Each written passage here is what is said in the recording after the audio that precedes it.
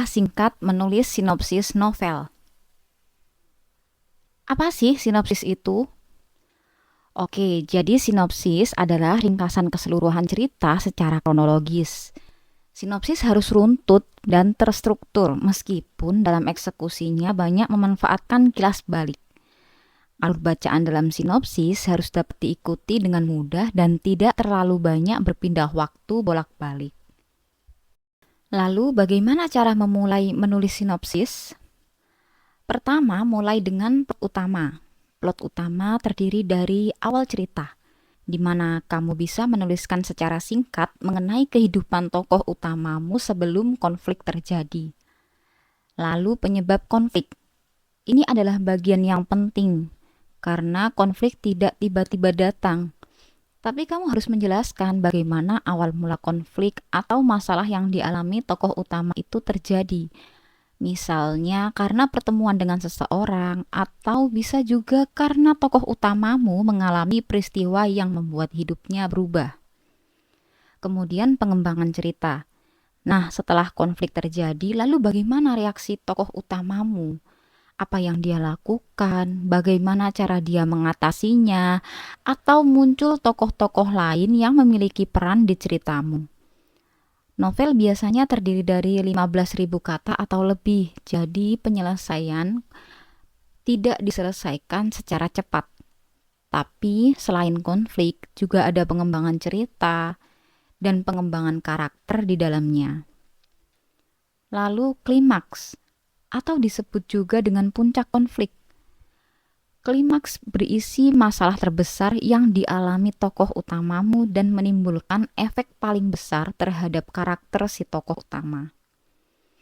Kemudian resolusi atau akhir cerita bisa disebut juga dengan penyelesaian. Setelah mengalami konflik, pengembangan karakter dan sebagainya, apa yang terjadi dengan tokoh utama? Bagaimana perubahan kehidupannya setelah mengalami itu semua?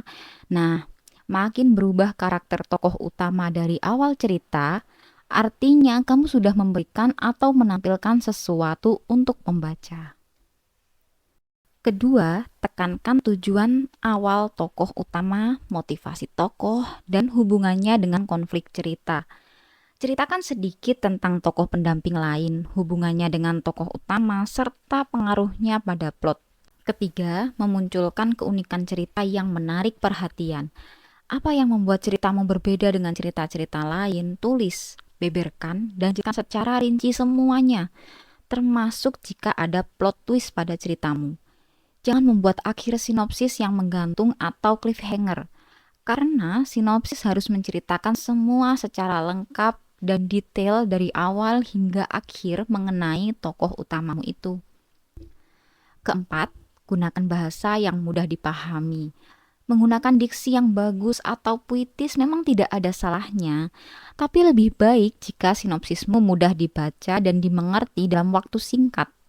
Ingat, sinopsis biasanya dikirim ke penerbit atau pihak lain yang bertujuan untuk mempromosikan ceritamu dan membuat mereka membaca sinopsismu tidak lebih dari 3 kali.